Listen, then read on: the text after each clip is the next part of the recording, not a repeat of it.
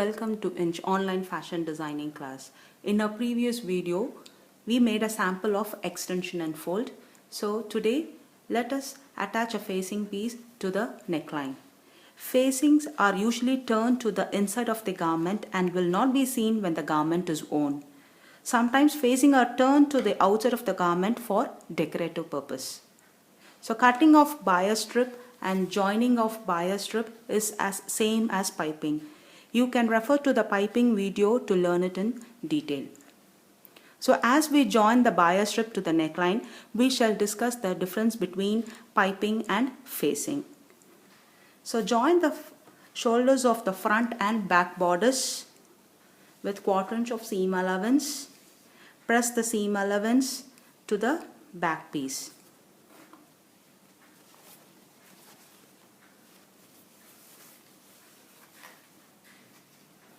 So now take the cross piece, match it right side facing right side,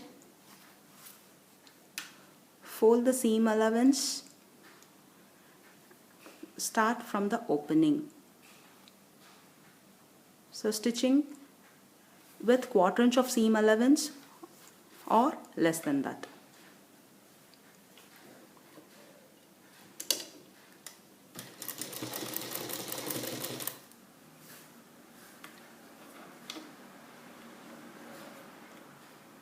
Here the bias strip is eased.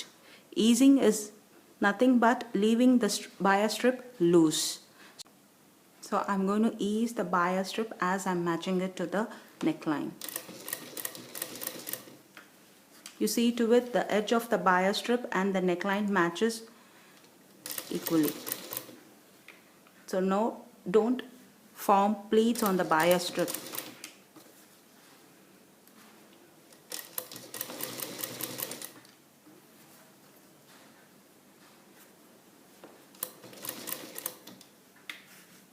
In piping, the neckline was brought straight down to match to the facing piece, but here the facing is turned to match to the neckline.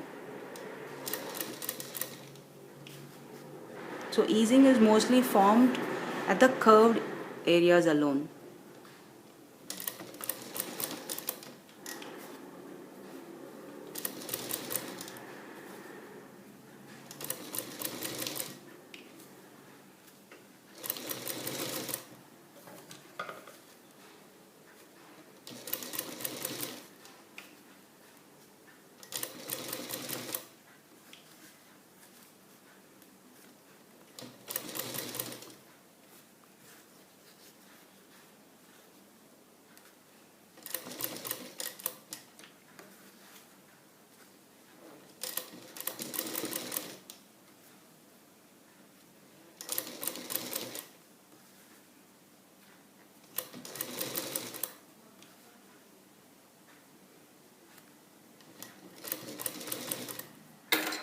So trim the excess cross piece, leaving 1/4 inch. Now fold 1/4 inch.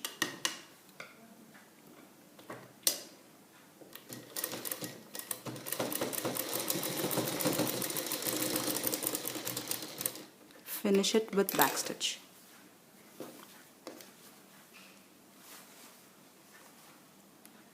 So this is called easing.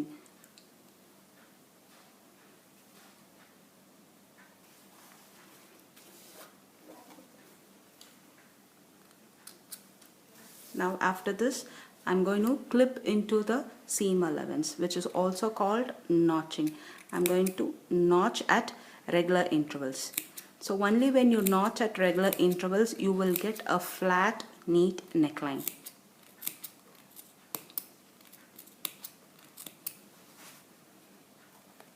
So have a good notcher or a scissors to clip.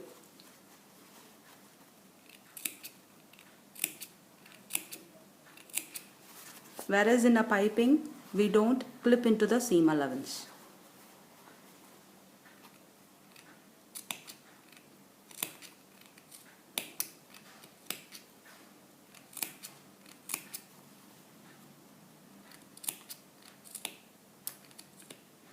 So you should either clip into the seam allowance or trim the seam allowance very close to the stitch. So now after this, I'm going to give a top stitch on the bias piece by pressing the seam allowance towards the bias piece.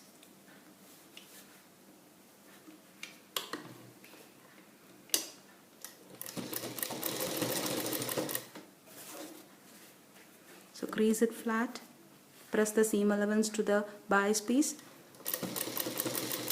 and give a top stitch on it, which is also called a stay stitch.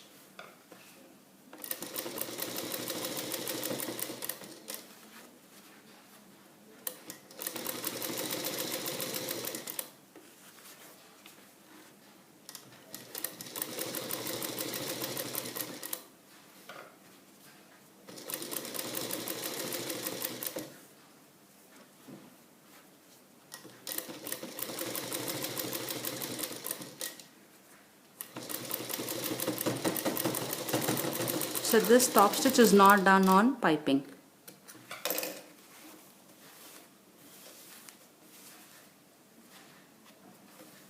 So this is done.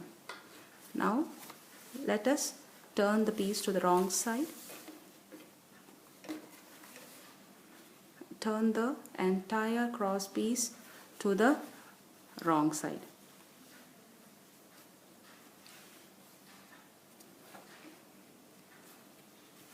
If you see, when I turn the cross piece to the wrong side, this is not falling flat.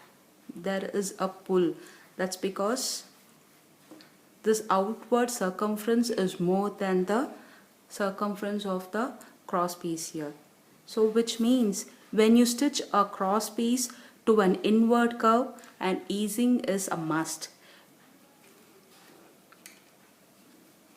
For outward curves, it has to be stretched. So you have to stretch the cross piece to match to the outward circumference here.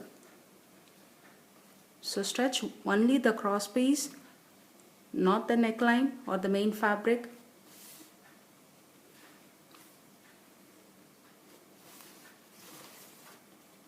Only a true cross piece can be stretched easily. Could you see, after stretching, there's an excess of fabric on the bias strip.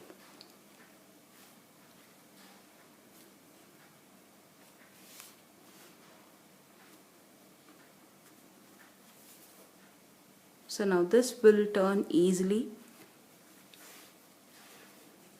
and flat.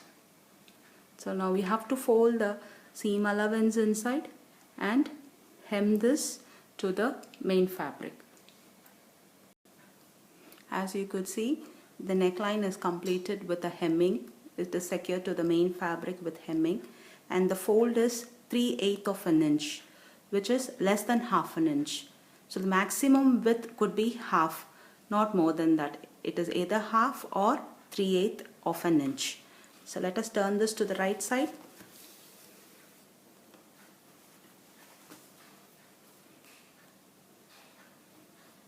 And now it is ready to fix hook and eye.